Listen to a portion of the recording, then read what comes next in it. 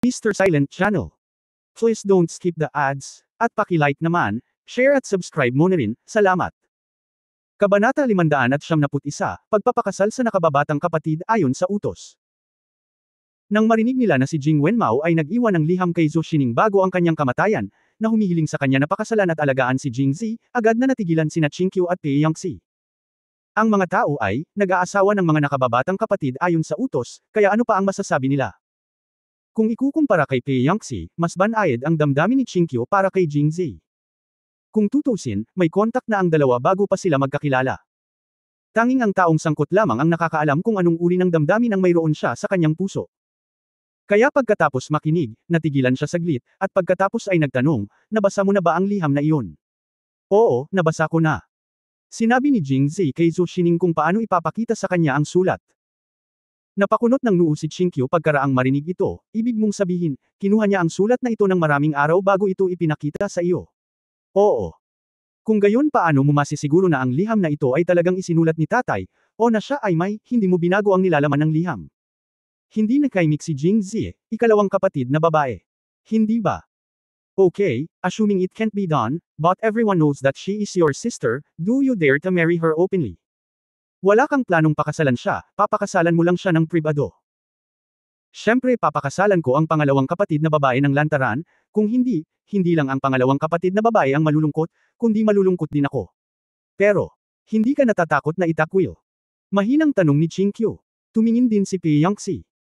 Maaaring hindi mo alam na wala ka sa Jingzhou, ngunit nagsulat na ako ng tula ng pag-ibig para sa aking pangalawang kapatid na babae sa pahayagan, na isang pampainit. Mamaya, isusulat ko rin ang tungkol sa iyong relasyon sa pamilya Jing, upang malaman ng mundo na hindi talaga tayo magkadugo. Sino ang makakausap sa oras na iyon? Confident na sabi ni Jing Zi. Pero, hindi ko mapigilan ang mga chismis. Kung sino man ang maglakas loob na magsalita, papatayin ko siya. Mapanginoong sinabi ni Jing Zi, anyway, kahit may magsabi nito, papakasalan ko pa rin ang mahal ko bilang asawa ko. WHO. Sinabi ito. Sa oras na iyon, sinulyapan niya si Qingqiu, at nang magtama ang kanyang mga mata, biglang nawala ng lakas si Qingqiu, at ibinaba ang kanyang ulo na may medyo gulat na pulang mukha. Pero pagkatapos ay idinagdag niya, pero, wala akong kinalaman dito. Natatakot lang ako na baka mag-alala ang mga kapatid ko sa mga irresponsibleng pananalita ng iba. Kaya ngayon, maliban sa mga dapat makaalam, hindi ko nakikilalanin ang ibang mga kapatid na babae sa publiko. Tatawagan ko silang mga pangalan ng pribado. Sigaw lang. Kinindata ni Jing Zi pareho sina Qingqiu at Pei Yangxi. Hindi na masyadong nag-isip ang dalawang babae matapos itong marinig. Pagkatapos ng biglaang panliligaw sa kanya, pakiramdam nila ay may mali. Pagkatapos ng pag-iisip tungkol dito ng mahinahon, agad silang nahiya. Itong lalaking ito. Matapos silang makilala, tila hindi pa niya sila tinawag na kapatid sa publiko. Kasama ang sinabi niya, malinaw ang kanyang iniisip.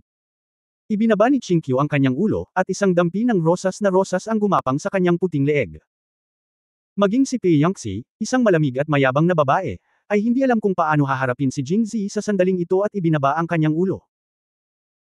Nang makita ang dalawang magkapatid na babae na napahiya at hindi makapagsalita sa kanyang mga salita, si Jing Zi ay lihim na natuwa, na nagkukunwaring hindi alam, at seryosong nagpatuloy, ang ikalimang kapatid na babae ay nag-iisa sa Liangzhou sa loob ng maraming taon, kahit na ang hangin o ulan, maraming mga panganib. Ang kanyang mundo ay tila walang iba kundi digmaan. Wala na ang mga magulang ko, at ako ang pinakamalapit na kamag-anak ng ikalimang kapatid na babae sa mundo, at ang ikalimang kapatid na babae ay napakabait pa rin sa akin, at gusto ko siya, kaya kahit na may mga chismis, gusto ko ring pakasalan ang ikalimang kapatid na babae. Ganoon din ang pangalawang kapatid na babae, at ayon sa bilin ng aking ama, tiyak na papakasalan ko siya. Pagkatapos niyang magsalita, sa wakas ay itinaas ni Qingqiu ang kanyang ulo at tahimik na nagsabi, ang iyong ikalimang kapatid na babae ay nag-iisa ng ganito. Napakahirap sa loob ng maraming taon. Wala ang kanyang mga magulang, at wala si Zir, kaya't maaari lamang niyang italaga ang lahat ng kanyang iniisip sa pakikipaglaban. Dapat mong mahalin ang iyong ikalimang kapatid na babae. Si Liu Jinghong ay ang matalik na kaibigan ni Jing Zi noong siya ay bata, at siya ay may masamang ugali. Siya ay malakas at bata, kaya hindi talaga kayang tiisin ni Qingqiu ang anumang kawalang kasiyahan sa kanya, at ang kanyang mga salita ay puno rin ng pagmamahal at pagmamahal. Gayunpaman, ang kanyang tono ay nagpahayag ng kalungkutan, na naging dahilan upang makaramdam ng kaunting depresyon ang mga tao. Hindi tanga si Jing Zi, may narinig na siya sa mga salita ni Qingqiu. Sa oras na ito, nakaupo sina Qingqiu at Pei Yangxi sa magkabilang gilid ng kama. May bakanteng espasyo sa gitna, sapat lang para sa isang tao na maupo. Hindi ba ito ay nakalaan para sa kanilang sarili? Nagdalawang hakbang pasulong at diretsyong umupo. Nagmula sa ilong niya ang magkaibang malabong halimuyak ng magkapatid na magkadikit at nakakalasing. Ang pag-upo ay ang unang hakbang lamang sa kanyang plano. Sa sumunod na sandali, bago pa makapag-react ang dalawang babae, hinawakan niya ang mga kamay nila. Okay naman si Chinkyo, kasing tigas ng kamay ng tao. Para naman kay Piyangxi, pagkatapos matigilan sandali, gusto niya agad itong hilahin pabalik. Paano magiging payag si Jingzi?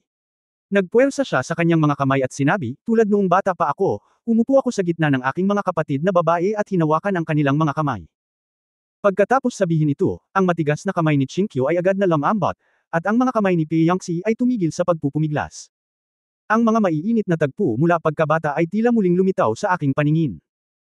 Sinamantala ang puwang na ito, agad na sinabi ni Jingzi na may pagmamahal, sa totoo lang, sinabi ko lang na ang ikalimang kapatid na babae ay napakalungkot, kaya bakit hindi ang ikatlong kapatid na babae at ang ikaapat na kapatid na babae?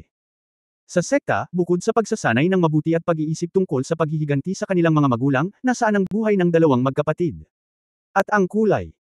Mas maganda ang pangatlong kapatid, at least may matalik siyang kaibigan na tulad ng may-ari ng hardin, na nakakapag-usap tungkol sa sarili, ngunit ang pang-apat na kapatid na babae ay buong araw na tumatakbo sa sekta, at hindi pa niya ako nakilala kahit na dumaan siya sa Yongjo noon. Sa katunayan, si Zir, nadudurog ang puso ko pagkatapos kong marinig ito. Si Jingzi ay kasing lambot ng tubig, ang kanyang boses ay malumanay at nagmamalasakit, at pagkatapos pakinggan ito, ang dalawang babae ay naging medyo emosyonal. Sa katunayan, hindi nila sinabi sa mga tagalabas ang tungkol sa mga paghihirap na dinanas nila sa loob ng maraming taon, at hindi rin sila nag-abala na sabihin sa mga tagalabas. Gayunpaman, kung mauunawaan sila ng kanilang pinakamalapit at pinakamamahal na mga tao, pakiramdam nila ay wala nang mas kapaki-pakinabang kaysa dito. Nang makita ito ni Jingzi, alam niyang dumating na ang pagkakataon. Niluwagan niya ang kanyang mga kamay at inakbayan ang mga ito mula sa likuran. Sa bahagyang puwersa, sumando sa kanya ang magkapatid. Sa sobrang pagmamahal sa kanyang pinakamamahal na kapatid, kapwa sina Chinkyu at Piyangxi ay nagbabantay, ipinatong ang kanilang mga ulo sa kanyang mga balikat, walang sinabi, na may malumanay na ekspresyon sa kanilang mga mukha. Third sister, fourth sister, alam kong nahirapan ka nitong mga taon, kaya gusto kong lumakas at ibagsak ang martial arts leader. Bukod sa paghihiganti, lumaki na rin ako ngayon. Gusto kitang protektahan tulad ng pagprotekta mo sa akin noong bata ako. Kayo. Pagkasabi noon ay gumamit sila ng kaunting lakas sa kanilang mga kamay, at lumapit sila sa kanya, halos magkadikit na ang kanilang mga mukha, at wala silang napansing mali.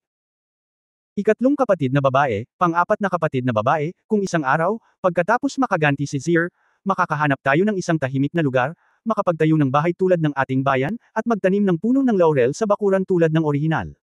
Paano kung tayo ay mamuhay ng magkasama tulad noong tayo ay bata pa? Kapag ang Osmundas ay namumulaklak, si Zir ay yumanig ng kanyang mga batang bulaklak para sa iyo tulad ng ginawa nila. Chinkyu at Piyangxi. Nakikinig sa paglalarawan ni Jingzi, ang kanyang mga mata ay kasing liwanag ng tubig. Nagkatinginan sila at saka tumanggo bilang maluwag. Kabanata 572 tinulungan ako ng pangatlong kapatid na babae at pang-apat na kapatid na babae na magsanay, ika-4 na update, mangyaring mag-subscribe. Sa oras na ito, ang kama ay puno ng init. Si Jingzi ay lubos na nasisiyahan. Tila isang malaking hakbang na naman ang ginawa niya sa daan upang mapagtagumpayan ang malamig na kapatid. Biglang nahiya. Sa oras na ito, nakahiga si Chinkyu sa kanyang balikat, nilalanghap ang mainit na bango, at mahinang nagsabi, Zir, dapat mahigit 7 kaming magkakapatid sa bahay na binanggit mo, tama ba? Ito. Sa wakas ay kumalma na. Ang mga kapatid na babae na bumaba mula sa Sherifield ay muli itong binanggit ni Chinkyu. Medyo nagalit si Jingzi. Napansin niya muna ang account na ito. Kapag ibinaba niya si Chinkyu mamaya, dapat niyang tretuhin siya ng katulad ng iba. Bumaba ka, ilabas mo ang iyong puwit, at habarin ang iyong pantalon. Walang isang hakbang ang dapat makaligtaan. Ngunit maliwanag na hindi ito ang oras para pag-usapan ito. Saglit na nag-isip si Jingzi, at pagkatapos ay sinabing mapagpanggap, mayroon talagang higit sa 7 kapatid na babae. Ang pagsisinungaling sa panahong ito ay isang tanga lamang. Pagkatapos ng lahat, ang tanging taong kilala ni Guang Chinkyu ay si Wang Yingqiu. Kung haharangin ni Jingzi ang sarili niyang daan ngayon, paano ipapaliwanag sa kanila ni Qiu Chenchen, Mu Qingren, Su Mochen, Yu Xiangrong at ng iba pang grupo ng mga tao na hindi sigurado sa hinaharap? Gayunpaman, walang paraan dito. Kung gusto kong maghiganti, kailangan kong maging mas malakas, at kung gusto kong maging mas malakas, kailangan kong magsanay ng kung fu. At wala akong pundasyon, kaya maaari lang akong mag-practice ng kung fu sa pamamagitan ng pag-inom ng jujube pills, isang kakaibang pamamaraan na katulad ng dual cultivation. Hindi ko naman kayang magsanay na lang kasama ang may-ari ng hardin at ang ikalimang kapatid, di ba? Makatwiran ang pagsusuri ni Jingzi. Nagtanong si Pi Yangxi, bakit hindi ka na lang magsanay sa kanilang dalawa, o sa madaling salita, hindi ka ba kontento sa kanilang dalawa lang? Tumangala si Jingzi at seryosong umiling, ganyan ba akong malabag at napakababaw na tao? Nagkatinginan sina Chinkyu at Pi Yangxi, pagkatapos ay sabay na tumango. Oo, medyo napahiya si Jingzi. Tila kailangan pang mapabuti ang kanyang reputasyon. Ngunit sa harap ng kanyang dalawang kapatid na babae, hindi siya nakaramdam ng sobrang kahihiyan. Ngumiti siya at sinabing, sa totoo lang, may 2 punto. Una, ang aking kaharian ay tumataas ng pataas. Ang kaharian ng may-ari ng hardin at ang ikalimang kapatid na babae ay malayo sa akin. Paano ako magiging mas malakas sa kanila lamang? Bukod, ako ay masyadong makapangyarihan. Sa orihinal, si Chinkyu at Pi Yangxi ay may seryosong mukha at madalas tumango. Ito talaga ang kaso. Sa partikular, palaging iniisip ni Chinkyu ang kanyang sarili. Siya ngayon ay nasa ika-6 na antas, at siya ay nasa tuktok lamang ng ika-5 antas. Hindi ba siya nabibilang sa kategoryang, hindi sapat para sa kanya? Medyo inferior ako nang walang dahilan. Pero after hearing this, bakit bigla siyang naging unseryoso? Lahat. Kanina lang maayos, pero biglang walang nagsalita. Alam ni Jingzi ang dahilan, at bumantong hininga at sinabing, totoo ang sinabi ko. Mula nang magsanay ako ng kakaibang pamamaraan na ito, ako naging napakalakas nito, 1 o 2 tao ay hindi talaga kayang labanan ito. Kung hindi nila ito bibitawan, lalo silang masasaktan. Pangatlong kapatid na babae at pang-4 na kapatid na babae, ano sa tingin mo ang dapat kong gawin? Paano ko ito sasagutin? Anyway, nalito sina Chinkyu at Pi Yangxi. Kung tatanungin mo sila kung paano magsanay, may paliwanag nila ito. Pero kung ito ang tatanungin mo, wala talaga akong maitutulong. Actually, nahihiya talaga akong pag-usapan ang ganitong bagay. Kung hindi dahil sa kapatid ko, paano ako magkakaroon ng lakas ng loob na sabihin ito? Nagkunwaring malungkot si Jingzi, sa totoo lang, pagkatapos malaman ang pagkakakilanlan ng pangatlong kapatid na babae at pang-4 na kapatid na babae, nakaramdam ako ng kaunting pagka-immature. Hindi ko lang alam kung magsasalita ba ako tungkol dito o hindi. Kung hindi mo alam, huwag mo nang pag-usapan. Mapapahiya ang lahat kung sasabihin mo sa akin. Sinabi ni Pi Yangxi nang maaga na parang nahulaan niya kung ano ang sasabihin ni Jingzi, ngunit paano hindi ito sasabihin ni Jingzi? Ngunit naisip ko ito at naisip kong mas mabuting sabihin ko ito. Maganda kung matutulungan ako ng pangatlong kapatid na babae at ng pang-4 na kapatid na babae na magsanay. Kung hindi alam ni na Chinkyu at Pi Yangxi na ang practice method ni Jingzi ay talagang kung sila ay nagsesex, maaaring mas maganda ang performance nila, pero ngayon. Matapos marinig ito, ang 2 babae ay agad na namula, at ang kanilang mga katawan ay nagsimulang umikot, naghahanda na umalis sa mga bisig ni Jingzi. Paano sila pinabayaan ni Jingzi? Gumamit siya ng isa pang puwersa sa kanyang kamay para pilitin silang manatili, ikatlong kapatid na babae, ika-4 na kapatid na babae, sinabi ito ni Zier dahil talagang gusto kanyang panatilihin. Sa pamamagitan lamang nito maaari kaming manatili sa iyo sa natitirang bahagi ng aming buhay. Gusto mo talaga kaming makasama? Magkasama forever? Tanong ni Chinkyu. Oo, wala na ang mga magulang ko, kaya mga kapatid ko lang ang meron, kaya natural gusto kitang makasama. Posible bang bukod sa akin, gusto din ng mga kapatid ko na makasama ang ibang lalaki? Mabangis siyang hinukay ng 2. Pagkatapos ng isang sulyap, bagamat wala siyang sinasabi ay sinagot na siya ng kanyang mga mata. Lalong ipinagmalaki ni Jingzi nang makuha niya ang sagot sa pagsang-ayon, kung ang pangatlong kapatid na babae at ang pang-4 na kapatid na babae ay talagang ayaw magsanay sa akin, okay lang, gayon pa man. Anyway, may iba pang babae na tutulong sa iyo sa pag-ensayo. Ang 2 babae na agad na naglalaban ng lakas ay naibalik. Ngumiti si Jingzi, hehe, anyway, mahal na mahal ako ng 2 magkapatid, kaya hindi nila kayang makitang hindi komportable si Zier, tama ba? Kung hindi mo kayang makitang hindi komportable si Zier, hindi ka ba magsisimulang mag-practice kasama si Zier sooner or later? Natahimik ang 2 babae. Walang relasyon sa dugo. Pinayagan din ng mga magulang ko. Gustong-gusto ko ito. Ang pangalawa at ika-5 anak ang unang nangunguna. Tapos, bakit hindi sila pwede? Sa pag-iisip nito, bahagyang nagbago ang mentalidad ni na Chinkyu at Pi Yangxi. Nang muli silang tumingin kay Jingzi, nagbago ang kanilang mga mata mula sa pagtingin kay kapatid hanggang sa pagtingin sa isang lalaki. Anong ginagawa mo? Sa sandaling nag-iisip ang 2, sa isang pop na tunog, ang kanyang 2 kamay ay natamba. Napakalakas ng puwersa na makikita mula sa likod ng mga kamay ni Jingzi na nagsimulang mamula. Hindi pa ito ang katapusan. Sumunod, itinaas ni Pei Yangxi ang mga tenga ni Jingzi at pinilipot ito ng husto. Wala siyang pakialam na umiiyak ito na parang lobo at sinabing, "Ate, nagkamali ako. Hindi na ako mangangahas na gawin ulit iyon." Hindi rin dapat madaig si Chinkyo. Bagamat hindi niya hinubad ang kanyang pantalon o pinalo ang kanyang puwitan, hinawakan niya ang kanyang braso at kinurot siya ng malakas. Nang marinig niya ang kanyang paghingi ng awa, hindi lamang niya binitawan, ngunit nadagdagan pa ang kanyang lakas. Nagkaroon ng pakiramdam ng, kung mas malakas kang sumigaw, mas nasasabik ako. Nang matapos ang paglabas ng hangin ng dalawang babae, hinayla nila siya sa pintuan, ginamit ang kanilang mga paa upang malapitan ang kanyang puwitan, at pagkatapos ay nagpaalam sa kanya na may ngiti. Sexy embryo. Umalis ka na. Tingnan mo, anong tinitingin-tingin mo? Hindi pa ako nakakita ng ganoong kagwapong lalaki. Sa labas ng silid, narinig ng maraming disipulo ng Xinyan sect ang tunog. Kung tutusin, masyadong miserable ang sinisigaw ni Jingzi. Ngunit galit na galit si Jingzi kaya wala siyang mapaglabasan ng galit at mapag-alitan lamang sila. Paglabas ng Xinyan Gate, nakaharap sa papalubog na araw, itinaas ni Jingzi ang kanyang mga kamay na may haplos ng kalungkutan sa kanyang mukha. Damn it, kayong dalawa lang ang naiinip. Malapit ko nang masira ang kanilang huling psikolohikal na linya ng pagtatanggol, ngunit naantig silang dalawa, at bumalik sila bago ang paglaya sa isang gabi. Bang, bang. Saway ni Jingzi.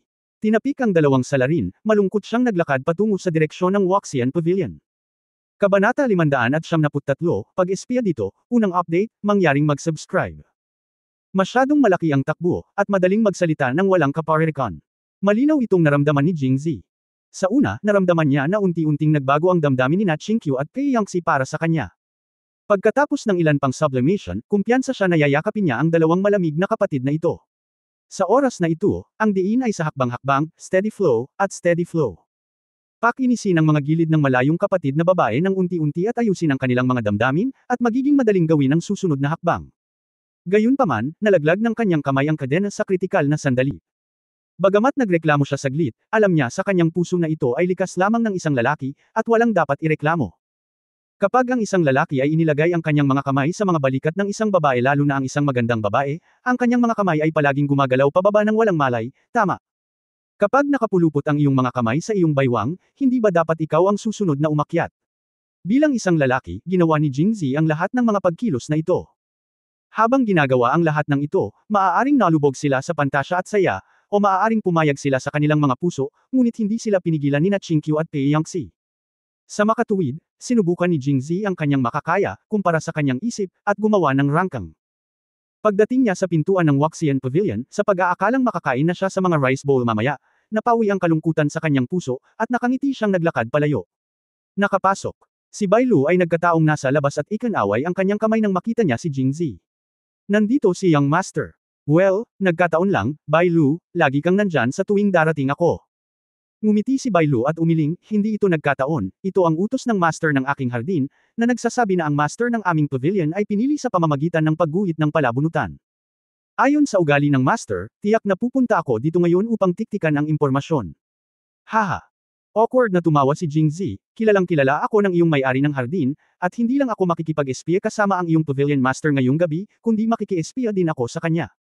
Napaka-seryosong pangungusap iyon, ngunit palaging nararamdaman ni Bailu na hindi seryoso ang mga mata ni Jingzi kapag sinabi niya ito, lalo na ang pangungusap na, probang. Anong uri ng pag-uudyok ang ginamit, kung paano ay prod, at kung ano ang sinisiyasat. Nadama ni Bailu na lahat sila ay makahulugan. Pagkaraan ng ilang saglit na pag-iisip ay namula ako. Bailu, isama mo muna ako sa pag-espiya sa iyong pavilion master ba, bisitahin natin ang iyong pavilion master. Pagkatapos kong makipag-usap kay Pavilion Master mo, pupunta ulit ako sa may-ari ng hardin. Hindi ito magiging napakahirap. Ngumiti si Bailu tumatawa, pagkatapos bumalik ng aking Garden Master, bumalik siya sa Master's Room kasama ang Pavilion Master. Hindi pa siya lumalabas. Hiniling niya kay Bailu na hintayin ang Young Master dito. Pagdating ng Young Master, dadalhin siya doon. Hehe, sige, pagkatapos. Pinunasan ni Jingzi ang kanyang mga kamay na may napakalaswang ekspresyon sa kanyang mukha. Dahil inaasahan na niya na tiyak na kakainin niya ang rice bowl ngayong gabi. Pagkatapos ng lahat, ang bigas ay natatakpan ng kanyang sarili, at kailangan lang niyang ihatid ito ng direkta sa kanyang bibig. Siya, kumatok sa pinto at pumasok sa bahay. May pagkain sa hapagkainan sa kwarto.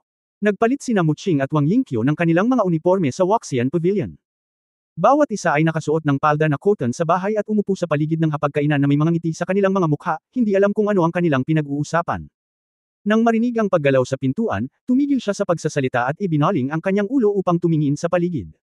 Nang makita siyang papasok, ang ngiti sa kanyang mukha ay parang bulaklak na namumukadkad, mabango at nakakalasing.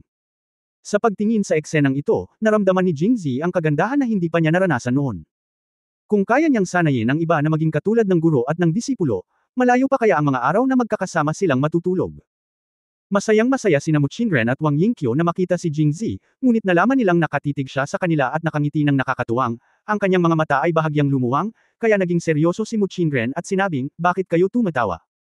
Sinabi ni Wang Yingqiu kay Jingzi naiintindihan pa rin niya, at sinabing naka-cross arm, siguro may iniisip akong masama.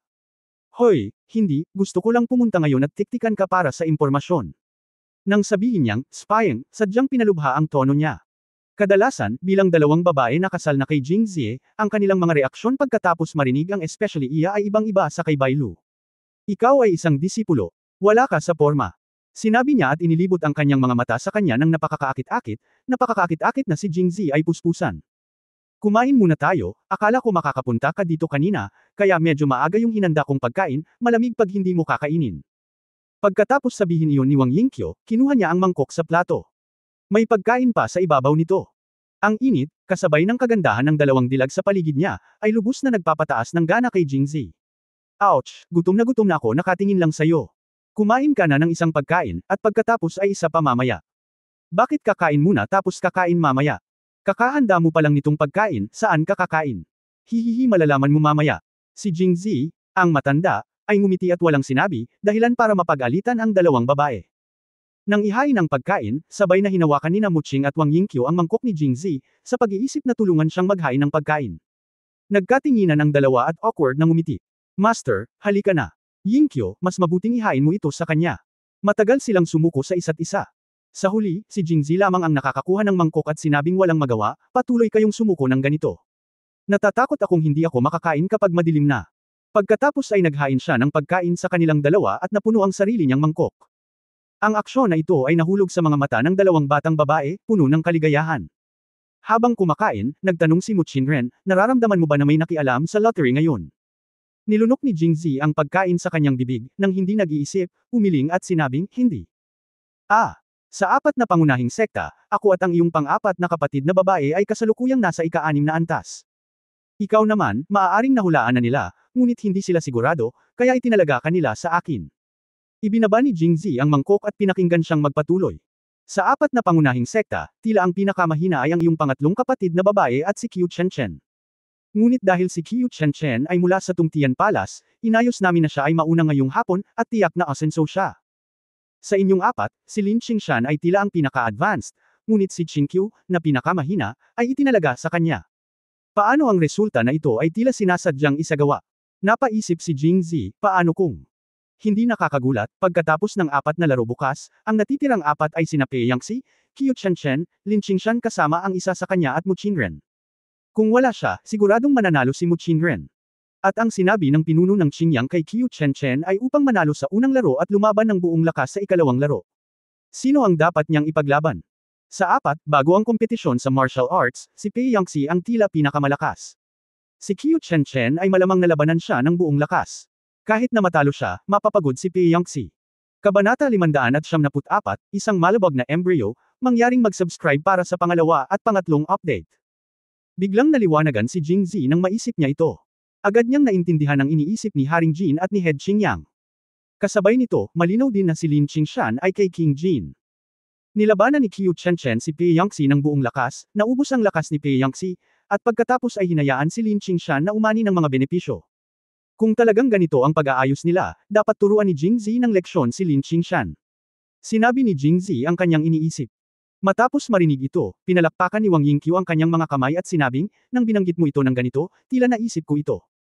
Ang dahilan kung bakit lumabas si Lin Qingshan sa Qingyang sect noong una ay dahil gusto niyang palaging tanggapin ng Qingyang sect ang Jin Dynasty tulad nitong Tian Ke. Ang tulong ni Wang ay kumuha ng mas kakaibang mga gamot mula sa Qing Jinsepals, ngunit sila ay tumulong sa Qing Jinsepals. Ay tinanggihan ng pinuno ng Mingji sect, kaya lumabas si Lin Qingshan dahil sa galit.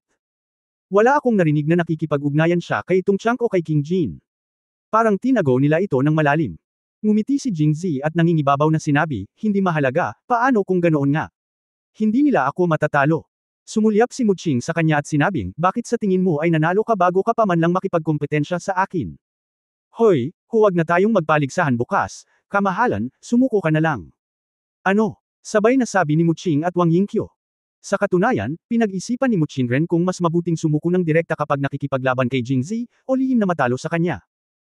Ang lihim na pakikipagtalik ay hindi lamang mangangailangan ng mga kasanayan sa pag-arte, ngunit magiging napakahirap din, kaya handa siyang sumuko ng direkta. Ngunit ang direktang pagsuko ay dapat na iminungkahi ng kanyang sarili. Siguradong kinikilig siya. Ano kaya ang mangyayari kung mag-propose siya? Agad na nagpahayag ng kawalang kasiyahan. Ngumiti si Jingzi, hehe, bakit, Your Highness, Pavilion Master, iniisip mo pa rin na matatalo mo ako. Nasa ika-6 na antas din ako, at buong lakas akong lalaban. Paano mo malalaman na hindi mo ako kalaban? Oh, tila napaka-confident ng Pavilion Master Your Highness. Kung hindi, mag-away tayo ngayong gabi at tingnan kung sino ang mananalo. Kung matalo ka ngayong gabi, sumuko ka na lang bukas. Okay. Paano lalaban ang laban na ito? Sabi ni Muching Ren na may nagtatakang tingin. Pagkatapos ng lahat, pagdating sa mga usapin sa pagitan ng mga lalaki at babae, si Muching Ren ay maaari lamang ituring bilang isang ignorante na batang babae na kasisimula pa lamang, at hindi niya may kukumpara si Wang Yingqiu. Nang siya ay nalilito, namumula na ang mukha ni Wang Yingqiu. Dumura siya, ikaw ay isang pervert.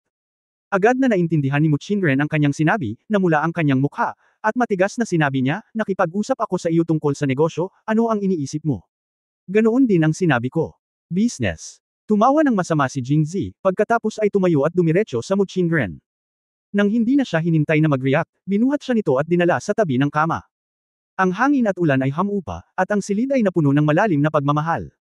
Tinapik ni Jingzi si Muching Ren at gumawa ng malutong na tunog. So, talo ka. Natutulog si Muching sa kama, humihinga ng mahina mula sa kanyang ilong, nang hindi binubuksan ang kanyang mga mata, dahil si Wang Yingqiu ay nakahiga sa tabi niya sa sandaling ito.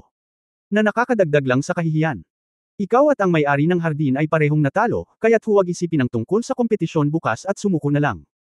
Tumawa si Jingzi. Hindi sumagot si Muching Ren, ngunit bamantong hininga lamang siya, ipinahayag ang kanyang matinding kawalang kasiyahan sa walang hiyang taktika ni Jingzi. Hoy, hindi ka pa rin kumbinsido. Sa sinabi nito, tinulungan ni Jingzi si Muching Ren na tumayo at nakipag-away.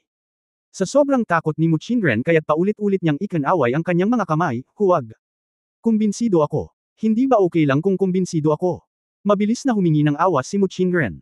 3 beses na siyang binutukan ngayon at napakahina ng kanyang mga paa. Gusto mo bang ulitin? Masyadong nakakatakot. Si Jingzi ay nasiyahan at inihiga si Muching Ren kasama ni Wang Yingqiu, at pagkatapos ay tinakpan sila ng kubrekama. Pagkatapos ng labanan, silang dalawa ay pagod at dehydrated. Pagod man o nahihiya ay pareho silang pumikit ng mariin at bahagyang humilik na parang tulog. Yumuko si Jingzi at naglagay ng magaang halik sa kanilang dalawa sa noo, pagkatapos ay sinuot ang kanyang damit, binuksan ang pinto at lumabas. Aray! Matapos itulak ang pinto, hindi pinansin ni Jingzi at nabangga ang isang itim na anino. Ang anino ay tila hindi handa at siya ay natamba. Mabilis siyang lumapit at niyakap ang kausap. Ang nakakahiya, dahil urgent ang usapin, hindi na niya ito pinag-isipan.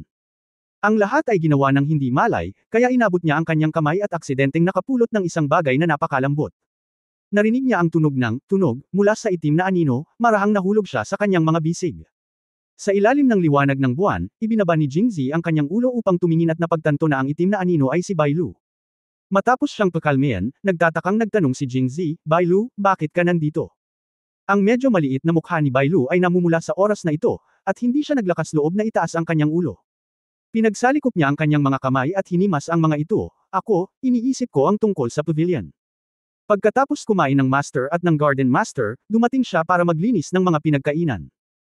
Natigilan si Jingzi at pagkatapos ay nagtanong, gaano ka nakatagal dito? Oo. Hindi. Karating ko lang. Nagmamadaling sabi ni Bailu. Basta. Dahil sobrang pula ng mukha ni Bailu kaya hindi makapaniwala si Jingzi na kararating lang niya. Pero hindi bale, hindi ito ang unang beses na umakyat si Bailu sa sulok, sanay na siya. Walang sinasabi, diretso siyang umatras mula sa Waxian Pavilion. Sa oras na ito, gabi na, at isang kabilugan ng buwan ang nakasabit sa kalangitan, at ang maliwanag na liwanag ng buwan ay sumisikat sa tahimik na lungsod ng Jingxi. Dahil ngayon lang siya nakaranas ng labanan, pumasok na si Jingxi sa Sage Mode sa oras na ito. Bukod pa rito, may kompetisyon bukas, kaya hindi na binalak ni Jingxi na pumunta muli sa Tungtian K at nagplanong bumalik sa pagtulog ng direkta. Whoosh! Isang tunog lang ang narinig, at isang itim na anino ang bumagsak sa kanyang harapan. Agad na natigilan si Jingzi at naghanda upang harapin ang kalaban.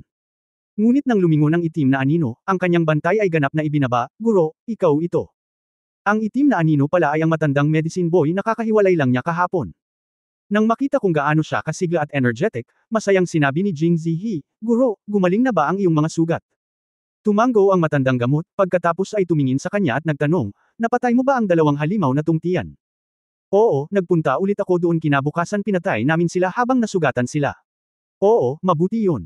Sinabi ng matandang medicine boy na may pagsang-ayon na tingin sa kanyang mga mata, "Mabuti ang ginawa mo sa pagsasamantala sa kanyang karamdaman. Katulad ko. Kahit hindi ka kumilos, gusto ko pa rin silang patayin kahapon, pero makatuwirang kumilos ka sa ngalan ng aking amo." Pareho ang nakikita ng mga bayani, haha. Ngumiti si Jingzi nang napakawalan siya. Tao, iniisip na marami pa rin siyang pagkakatulad sa kanyang amo.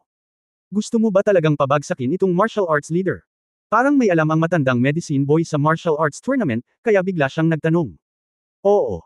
Sinabi ni Jingzi na may tuwid na mukha, "Upang mabuhay muli ang ating Tiandi sect, kailangan kong makuha ang martial arts leader na ito kahit anong mangyari. Magsalita ka ng mabuti. Hey, master is master."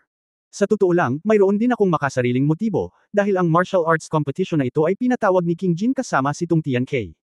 Desidido silang manalo bilang pinuno ng Martial Arts Alliance, at wala silang magandang intensyon. Kung talagang kukunin ni Tung Tian K ang pinuno ng Martial Arts Alliance, tiyak na sasaktan niya ang iba pang grupo ng Jin, tiyak na mapapahamak nito ang ibang grupo ng mga Jin, tiyak na mapapahamak nito ang ibang grupo ng mga Jin, at tiyak na sasaktan niya ang kanyang mga grupo. Mga makasariling interes. Hindi ko hahayaang mangyari ito. Matapos marinig ito, nasiyahan ang matandang drug boy. Ang aking Panginoon ay hindi interesado sa anumang sekta o hindi. Sa aking palagay, ang mga taong nagsasabing sikat at matuwid at ang mga mula sa masasamang sekta ay iisang uri lamang. Walang pagkakaiba. Ako lang ang Tiandi sect na tumanggap kay Mo Chen. Casual ko lang nasabi. Hindi ko lang inaasahan na ang isa sa dalawa kong apprentice ay isang prinsesa at ang isa ay opisyal ng korte. Kung titingnan nito ngayon, tila ang Tiandi sect ay maaaring ma-promote sa trono ng pinuno ng martial arts. Ito ay para sa it's isang bagay na hindi kailanman naisip ni Master. Ngunit dahil gusto mong makuha ito, kunin mo na. Nakita ko na ang mga taong kalahok sa kompetisyon ay hindi gaanong naiiba sa iyo, at ang pinakamakapangyarihang bata mula sa Qingcheng sect ay isang antas lamang na mas mataas kaysa sa iyo. Natigilan kaagad si Jingzi. Naisip niya na ang kanyang ikaapat na kapatid na si Pi Yangxi ang pinakamalakas, ngunit hindi niya inaasahan na ito ay si Lin Qingshan. Siya ba ay ang gitna ng ika-6 na antas? Tumango ang matandang Yao Tong, ang kanyang kaharian ay isang antas na mas mataas kaysa sa inyong lahat, at sadyang itinago niya ito. Sa karamihan, mararamdaman mo lamang ang kanyang kaharian sa simula ng ika-6 na antas. Ikaw ay isang bastard. Kalahati lang kayong dalawa sa isa't isa. Mahinang sabi ng matandang drug boy nang marinig ang sumpa ni Jingzi. Pero tama ang sinabi ng matandang medicine boy. Si Jingzi ay talagang mas makasalanan kaysa kay Lin Qingshan. Itinago man lang ni Lin Qingshan ang kanyang sariling kaharian, ngunit pinahihirapan ni Jingzi na sabihin na alam niya ang martial arts. Ngunit huwag kang panghinaan ng loob, espesyal na pinahusay ng aking Panginoon ang isang pinahusay na bersyon ng mga jujube eating pills para sa iyo. Uminom ka lang ng isang tableta at ihalo ito sa ibang babae upang baligtarin ang yin at yang, syempre, pinakamahusay na maging isang babae na kapareho mo. Tiyak na uunlad ang iyong lakas ng mabilis. Pagkatapos ay sinabi niya, nasa tugatog ka na ngayon ng ika-6 na antas, at isang hakbang na lang ang layo mo para makalusot, ngunit dapat ay natuklasan mo na napakahirap na makalusot ngayon. Ang pinahusay na bersyon ng mga jujube na pills na bagong pinino ng guro ay tiyak na makakaasenso sa susunod na antas ayon sa sinabi ng guro. Sa oras na iyon, ikaw ay nasa parehong antas ng Q, ngunit mas mahusay na ang iyong senggang mula doon. Walang problema sa pagkatalo sa kanya. Matagal na natahimik si Jingzi at sa wakas ay natukoy ang plano ni Haring Jin. Tila si Lin Qingshan ang trump card ni King Jin. Ngunit ang na-curious ngayon ni Jingzi ay, "Guru, ang pinahusay na bersyon ng jujube pills na kasasabi mo lang ano yun?" Ang sabi ng matandang medicine boy, "Ang jujube pills ay ginawa ng aking guro noon, at hindi niya masyadong inalagaan. Malaking pag-asa, kung hindi ay hindi ko ito basta-basta na ibigay sa iba." Matandang Versailles. Pwede ka pang magpanggap na mas magaling sa akin. Dahil sa dalawang, random na bagay, ay tinawag na siya ni Jingzi na, good guy. Nakakamangha si Master. Nagsanib ang libu-libong salita sa isang pangungusap, at patuloy siyang nakinig sa paliwanag ng matandang medicine boy. Ngunit nang makita-kita sa pagkakataong ito, napagtanto ko na ang mga jujube eating pills na inihanda ng aking amo ay lubhang kapaki-pakinabang. Kaya naghanap na lang ako ng isa pang Broken Realm Flower at idinagdag ko ito sa mga novel herbs na nakita ko kamakailan sa Changsheng Mountain, kaya gumawa ako ng isa pang ginawa kong 5 pinahusay na jujube pills. Pagkatapos sabihin iyon, inabot niya ang kanyang mga braso, kumuha ng isang maliit na bote ng gamot, at inihagis kay Jingzi. Binuksan ito ni Jingzi at nakita niya na ang pinahusay na bersyon ng jujube pills sa loob ay mas malaki kaysa sa orihinal. Mahusay na dagdagan ng dosis at dagdagan ng epekto. Master, ibigay mo ito sa akin. Medyo nahihiya ako. Excuse me. Sinulyapan siya ng matandang gamot na lalaki, kung gayon, ibigay mo ito sa akin, at ibibigay ko ito sa iba. Hindi. Mabilis na ininom ni Jingzi ang gamot.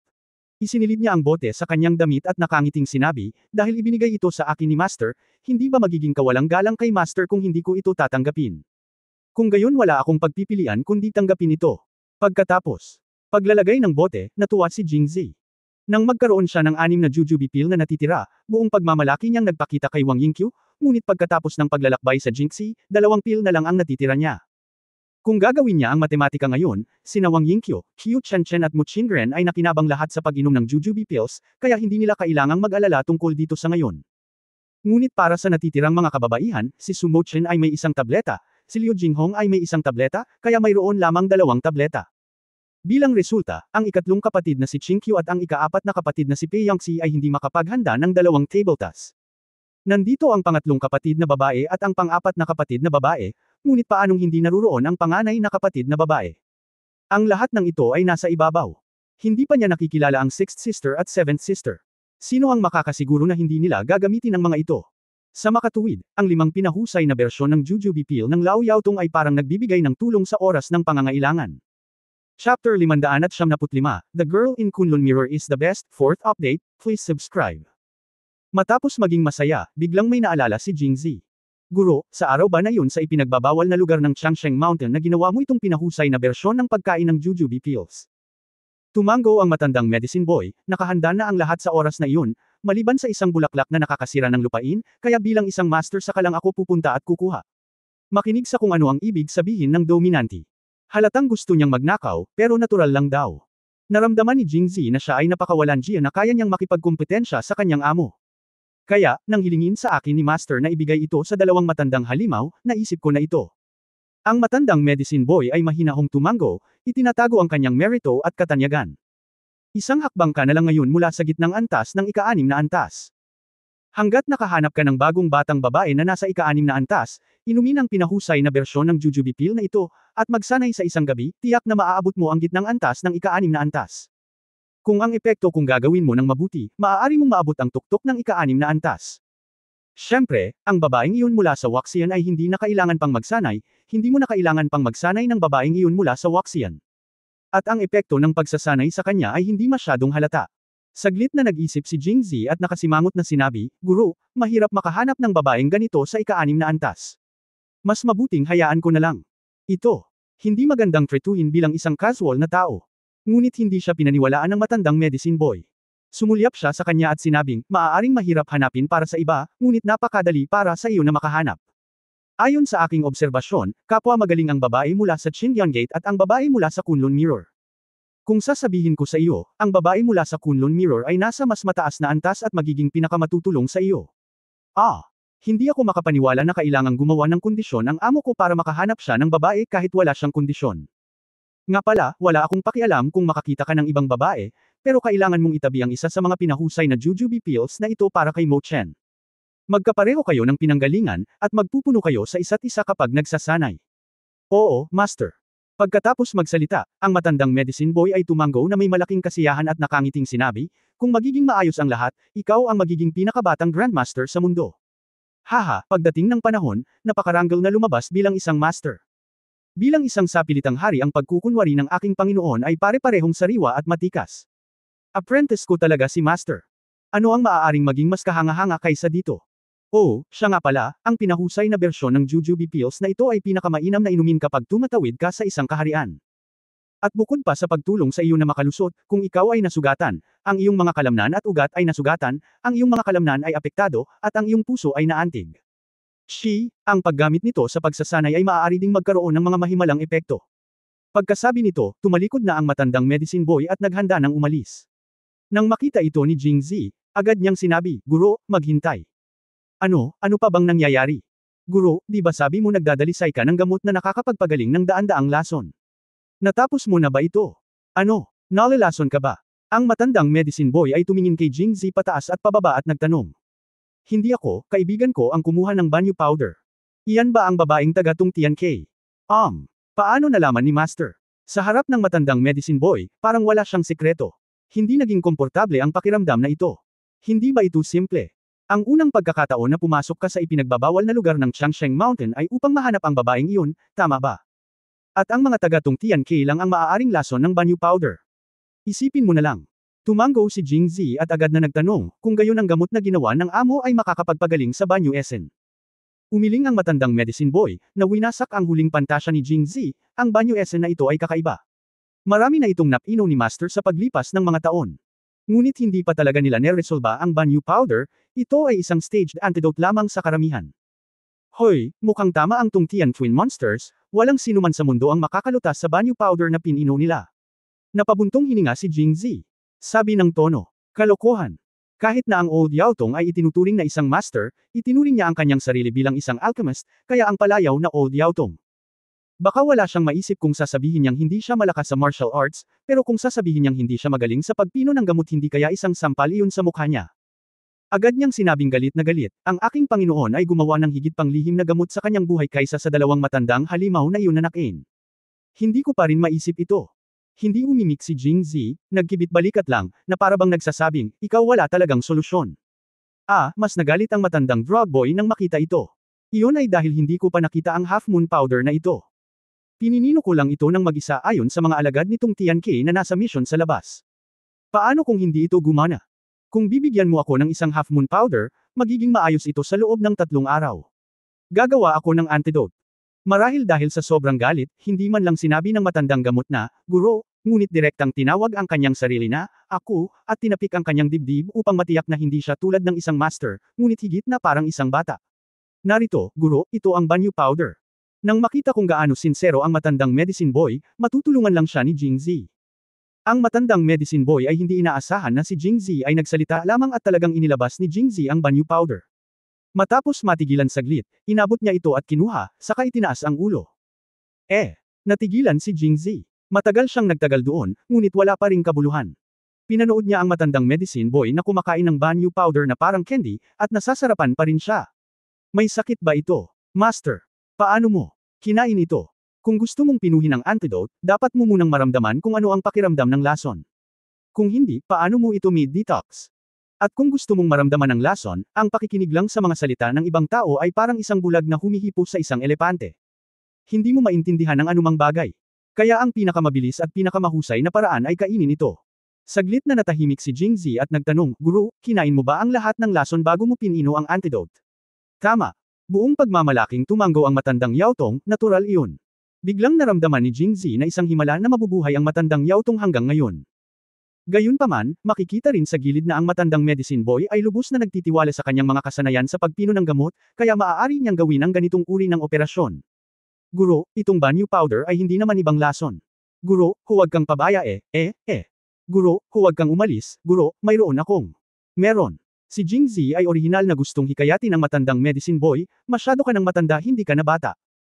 Kahit na mayroon kang mahusay na mga kasanayan, hindi mo kailangang ipagsapalaran ang iyong buhay, tama?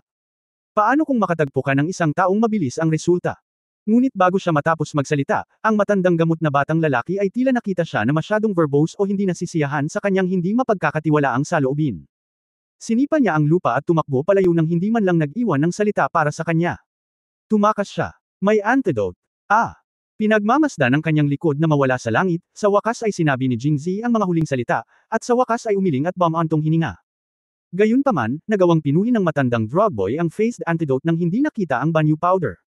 Ngayong nakainom na siya ng banyo powder, dapat ay mabilis niya itong mapino. Sa pag-iisip nito, masaya na naman ako. Pagdating ng panahon, isasama ko ang bruhang si Chen Chen, at maglalakbay tayo sa dulo ng mundo gamit ang ating mga espada. Chapter 576, Mabait si Sister Fairy. Unang update mangyaring mag-subscribe. May 5 pinahusay na jujube na tabletas sa kamay, naramdaman ni Jingzi na ang pagbabalik sa mansion ni Prince Jin ay isang pag-aaksaya ng magandang gabing ito. Waxian Pavilion o Tungtian Tower. Natural na hindi gagana. Ang kanyang master, ang matandang medicine boy, ay nagsabi na ang jujube pill ay dapat inumin kasama ng isang babae na hindi pa nakapagsanay ng ganitong uri ng ehersisyo bago upang ganap na may segowa ang epekto nito. Sa madaling salita, kailangan niyang palitan ang kanyang kasama sa pagsasanay. Bilang karagdagan sa pangatlong kapatid na babae na si Chinkyo, talagang wala siyang maisip na iba pang kandidato. Ayon sa mga katangian ng pinahusay na bersyon ng jujube pills, ang pang-apat na kapatid na si Pae-youngsi ay talagang ang pinakaangkop para sa pagsasanay ng martial arts. Gayunpaman, sila ni Pae-youngsi ay ilang araw pa lang magkakilala. Kaakibat ng karakter at estilo ni Pae-youngsi, kahit may intensyon siya, wala talaga siyang lakas ng loob. Nai-imagine pa niya ang eksena. Anong ginagawa mo pabalik dito? Magsanay kasama ang fourth sister. Lumabas ka. Pagkatapos, narinig niya ang tunog ng kanyang sarili na lumilipad palabas. Kung iisipin, baka makalimutan na rin niya, masarap ba si Sister Shango? Bilang resulta, masayang bumalik si Jingzi sa Chinyan Gate kung saan siya umalis wala pang kalahating oras ang nakalipas. Nang makitang umalis at bumalik si Jingzi, medyo kinabahan ang lalaking disipulo na nagbabantay sa Chinyan sect, at medyo kinakabahan din si Jingzi na nakatayo sa labas ng pinto.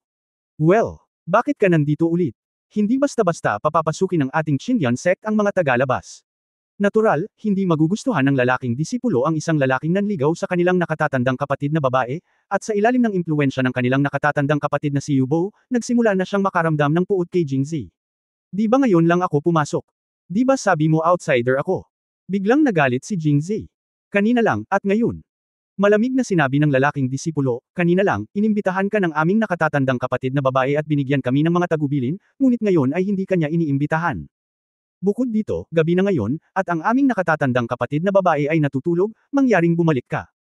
Inilibot ni Jingzi ang kanyang mga mata, narito ako para makita si Pae-naveksha. Pae-naveksha. Nag-isip sandali ang lalaking disipulo at direktang sinabi, kung pupunta ka sa Pae-naveksha, maaari kang direktang pumunta sa Kunlun Mirror, dahil bumalik si Lady Pae isang quarter ng isang oras ang nakalipas. Tuwang-tuwa si Jingzi matapos itong marinig at naisip, tulungan ako ng Diyos. Natatakot siya na kung nagmamadali siyang pumasok at nandoon pa si Pae-youngsi, ano ang sasabihin niya? Nagpa-practice ka pa ba? Kaya't sinasadya niyang sabihin na hinahanap niya si Pae-youngsi para lang makakuha ng ilang salita mula sa tanggang lalaking disipulong ito. Nang marinig niya ang pag-alis ni Pae-youngsi, hindi niya kailangang mag-alala, itinaas niya ang kanyang mga paa at naghanda sa paglalakad sa loob. Hey, anong ginagawa mo? Naghahanap ako ng fairy girl. Napakatapang mo, how dare you call our senior sister fairy girl? Matigas ang tingin ng alagad at bubunot na sana ng kanyang espada. Anong mali? Sa oras na ito, mahina ang boses ni Chinkyo. Agad na lumingon ang lalaking disipulo at nakita ang malamig na mga mata ni Chinkyo na bumabagsak sa kanya. Nang inag siya at nagmamadaling nagpaliwanag, Senior Sister, nandito ka. Ang taong ito ay hindi lang gustong pumasok sa Chinyan sect natin sa gabi, kundi tinatawag ka ring fairy girl. Galit na galit ako na malapit ko na siyang matamaan. Talaga, tawagin mo akong Shango. Pagkatapos sabihin iyon ni Chinkyo, tumingin siya kay Jingzi. Malinaw na naramdaman ng lalaking disipulo na ang mga mata ni Chinkyo ay nakatingin mula sa kanya kay Jingzi, na parabang dumating na ang taglamig. Sa tag-araw, ito ay nagiging mainit at malambot sa isang iglap. To be honest, naiingit siya. Tawagin mo akong Shango. Dapat talagang matalo ka. Mahina ang boses, pero naging malamig na naman. Tumingin siya sa lalaking disipulo at sinabi, gayunpaman, noong tinawag niya akong Shango, tinawag din niya ako, kaya karapat-dapat din siyang bugbugin. Hindi mo naman turn para lumaban. Makinig, narinig. Bilang karagdagan sa pagiging medyo mapurol kapag kaharap si Jingzi, ang prestihiyo ni Chinkyu sa Chinyan sect ay napakataas pa rin, at kaya niyang patayin ang disipulong iyon sa isang pangungusap lamang. Sa sobrang takot ko hindi ako makapagsalita. Pagkatapos ay pinandilatan niya si Jingzi, sundan mo ako. Pagkasabi noon ay dahan-dahan siyang naglakad papasok. Nagmamadaling sumunod si Jingzi, at nang madaanan niya ang lalaking disipulo, hindi niya nakalimutang tingnan ito nang nakangiti. Napaka-deserve niyang labanan. Bakit ka bumalik? Matapos isara ang pinto, biglang nakaramdam ng kaunting kaba si Chinkyo. Ang mga salita ni Jingzi ngayon ay may malaking epekto kay Chinkyo, naniniwala akong ganoon din ang naramdaman ni Pae-youngsi, kaya nang umalis si Jingzi, sumunod siya, malamang na naghahanda na bumalik at tunawin ito. Bago ito matuno ni Chinkyo, nakarinig siya ng ingay sa pintuan. Malabo niyang inisip na boses iyon ng kanyang nakababatang kapatid, kaya nag-walk out siya. Paglabas ko at pagmasdan, totoo pala.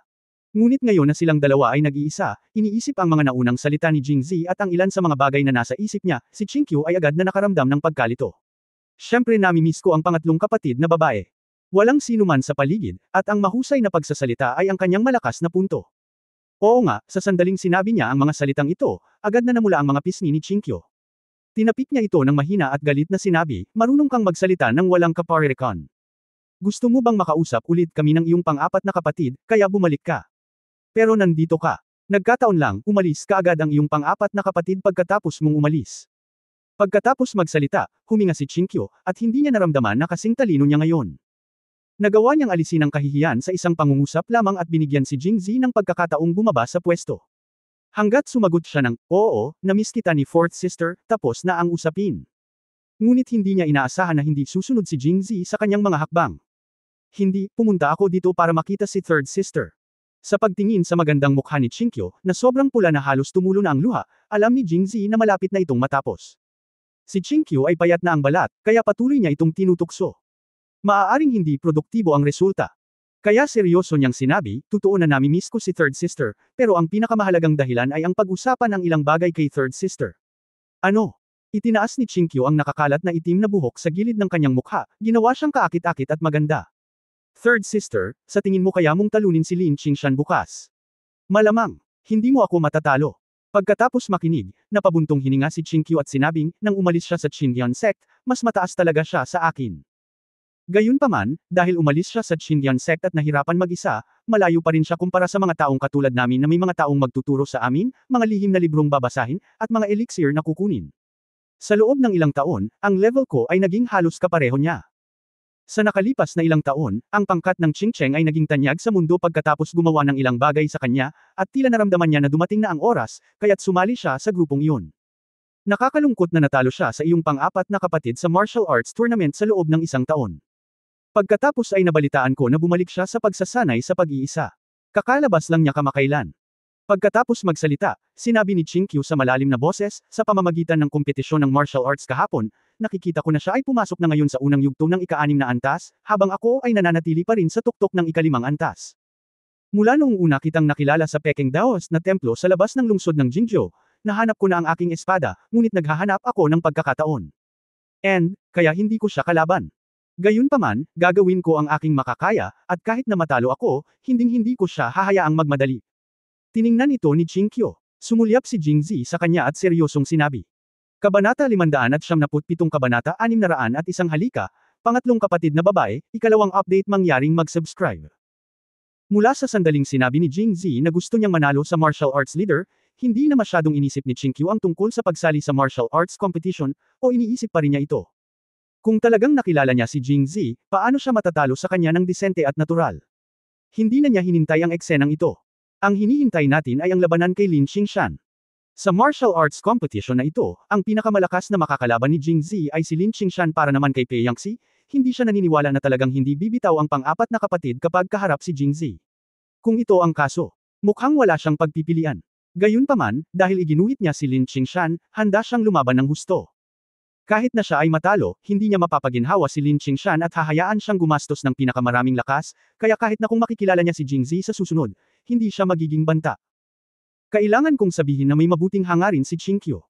Tumawa si Jingzi matapos itong marinig, ikatlong kapatid na babae, mali ka. Si Lin Qingshan ay hindi lamang ang ika-6 na antas ng unang antas, kundi ang ika-6 na antas ng gitnang antas. Paano mo nalaman? Saglit na natigilan si Chinkyo at saka nagtanong. Kaya sinabi ni Jingzi na sinabi sa kanya ng kanyang amo, ang matandang medicine boy, na si Chinkyo ay walang pagdududa tungkol sa Grandmaster, at pagkatapos ay mukha siyang mapait. Kung si Lin Qingshan ay nasa simula ng ika-6 na antas, magkakaroon pa rin siya ng kumpiyansa na subukan ito, ngunit kung siya ay nasa gitnang antas ng ika-6 na antas, paano pa siya makakalaban? Third sister, sinabi mo na naabutan mo na ang level ni Lin Qingshan dati, pero wala siyang Qingyan sect na maaasahan, paano kanya malalampasan ng 2 level sa parehong oras? Si Chinkyo ay isa ring henyo, na talagang nakakagulat. Kakaiba. Siguro kasi. Nag-isip sandali si Chinkyo at sinabing, Tungtian K. Pagkatapos, ikinwento ni Chinkyo kung paano nilapitan ni Lin Qingshan ang hari ng Jin at ang pinuno ng Qingyang. Noon pa man ay naniniwala na siya sa paggamit ng mga kakaibang gamot. Upang mapabilis ang pagsasanay, taliwas ito sa pilosopiya ng pagsasanay sa martial arts ni Master Mingji, kaya sa wakas ay pinalayas siya sa paaralan. Pagkaraang marinig ito, mas kumbinsido si Jingzi, mukhang hindi lang siya nagsasanay sa pag-iisa nitong mga nakaraang taon. Maaaring nakainom siya ng maraming kakaibang gamot mula kay King Jin para mag-practice at nakamit ang tagumpay sa kanyang pag-aaral, kaya nagtrabaho siya para kay King Jin. Nalaman din ni Chinkyo ang susi at madalas na tumango. Sa oras na ito, handa na si Jingzi na pumasok sa drama. Kaya't hinayla niya ang kanyang mukha at bamantong hininga. Oy, gusto ko noon na maging pinuno ng alyansa ng martial arts, ngunit hindi ko inaasahan na napakalakas pala ng martial arts ni Lin Qingshan. Mukhang hindi lang siya mapapahiya, ngunit hindi matatapos ang misyon ng kanyang kamahalan. Ang pagtingin kay Jing Jingzi ay mukhang bigo at nawawala, at biglang nakaramdam ng pagkabalisa si Chinkyo. Pagkatapos mag-isip tungkol dito, kinagat niya ang kanyang labi at mahinang sinabi, hindi ba't nasa ika-6 na antas ka na ng unang yugto? Ang iyong dual cultivation method ay maaaring mabilis na magpapataas ng iyong bilis ng pagsasanay. Kung hindi, makakahanap ka pa mamayang gabi at bukas ng gabi Chinkyo. Magsanay tayo. Pagkatapos sabihin iyon, medyo mali ang mukha ni Chinkyo, medyo pula at medyo puti, na parabang hindi siya gaanong natuwa matapos itulak ang kanyang kapatid sa ibang babae. Lihim na natuwa si Jingzi, alam niyang dumating na ang pagkakataon.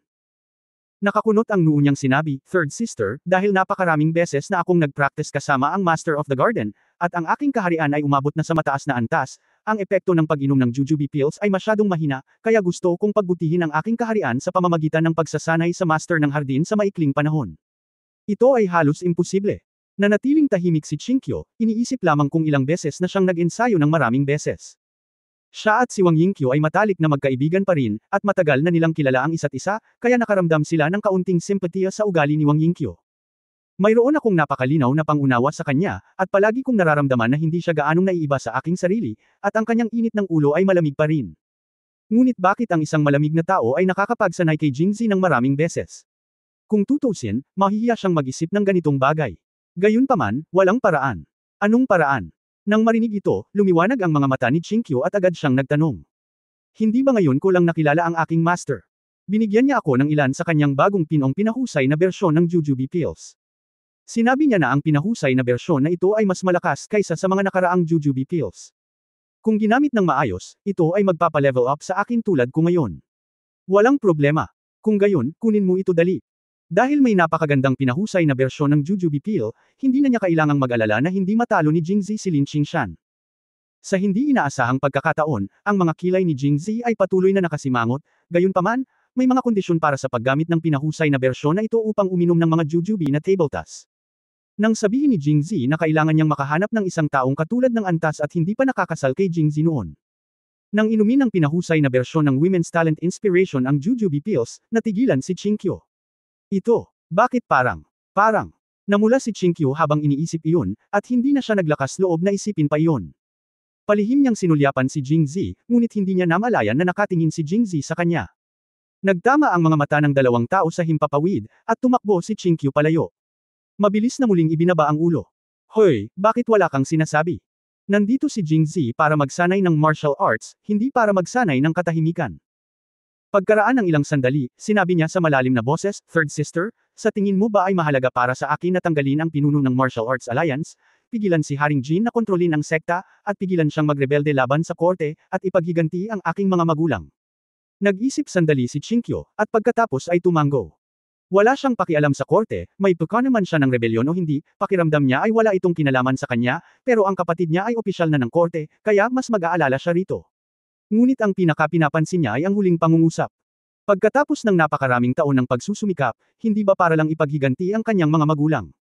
Kung ganoon, kung kulang lang ako sa pagkapanalo sa martial arts leader, tutulungan ba ako ni Third sister? Oo. Nag-alinlangan si Chinkyo dahil alam niya kung ano ang gang na ito. Noong una ay inakala ni Jingzi na hindi papayag si Chinkyo. Kung tutusin, napakaraming foreshadowing. Alam na alam niya kung paano gustong tumulong ng gang na ito. Kahit na nakapasa talaga siya sa psychological test, hindi naman siya magiging masaya diba? At sa itsura niya, parang hindi niya talaga naisip. Ngunit dahil pumayag siya, hinampos ni Jingzi habang mainit ang plancha, dahil gusto akong tulungan ni Third sister, kaya. Dahil doon, naglakad si Jingzi sa tabi ng kama ni Chinkyo, at pagkatapos ay humiga na nakaunat ang likod. Halika. Nakita ng operasyon ni Jingzi ang mukha ni Chinkyo. Hindi siya sumulong, ngunit tumingin kay Jingzi na naka-cross arm, medyo mapaglaro ang ekspresyon nito. Ang clown ay ang aking sarili. Si Jingzi ay nahiga sa kama na parang tanga. Pagkaraan ng ilang sandali, bumangon siya at medyo hindi nasisiyahang nagsabi, Third sister, ano ang ginagawa mo? Ayaw mo ba akong tulungan? Aba, oo. Pagkatapos ay halika at tulungan mo akong magsanay. Ah, sinong nagsabi na gusto kitang tulungang magsanay? Mapaglarong tanong ni Chinkyo, ikiling ang kanyang ulo. Naramdaman ni Jingzi na siya ay niloloko, at tumayo at sinabi sa malalim na boses, kung hindi mo ako tutulungang magsanay, ano ang iyong tutulungan sa akin? Tutulungan kitang makipaglaban kay Lin Qingshan saglit kahit na matalo niya ako, uubusin ko rin ang kanyang lakas, para mas maging relax ka kapag nakilala mo siya ngunit ang saligan ay hindi ka maaaring mag-aksaya ng labis na enerhiya kapag nakikipaglaban sa Pavilion Master mo. Kabanata 578 Kabanata 602, Pagsasanay. Kakayanin ko rin ito, unang update, mangyaring mag-subscribe. Ang ganitong uri ng tulong ay hindi ang gusto ni Jingzi. Kailangan niya si Qingqiu na tulungan siya ng buong puso at walang pag-aalinlangan. Ito ay masyadong perfunctory. Pagkatapos ay pinunasan niya ang kanyang mga labi at hindi nasisiyahang nagsabi, "Third sister, ano ang maaaring maging epekto ng ganitong uri ng tulong?" Bukod, hindi lang kayo ni Lin Qingshan ay isang antas ang pagitan, ngunit mayroon ding 3 antas sa pagitan ninyo. Kung lalaban ka sa kanya, hindi lamang hindi mo ako matutulungan, ngunit ilalagay mo rin ang iyong sarili sa isang mapanganib na sitwasyon. Kung gayon, maliban dito, wala akong pagpipilian. Ibinuka ni Qingqiu ang kanyang mga kamay, ipinahayag ang kanyang kawalan ng kakayahan. Bakit walang ibang paraan? Matutulungan ako ng ikatlong kapatid na babae sa pagsasanay. Sa sandaling sinabi niya ang mga salitang ito, nanlilisik ang mga mata ni Qingqiu. Malinaw na naramdaman ni Jingzi na ang temperatura sa buong silid ay tila tumaas kasabay ng temperatura ni Qingqiu. Ang lamig sa kanyang katawan ay bumaba ng ilan sa kanyang temperatura. Nagulat si Jingzi at nag-alinlangan, "Third sister, huwag mo nang masyadong isipin iyon. Gusto ko lang ay improve ang level ko para manalo ako sa martial arts leader.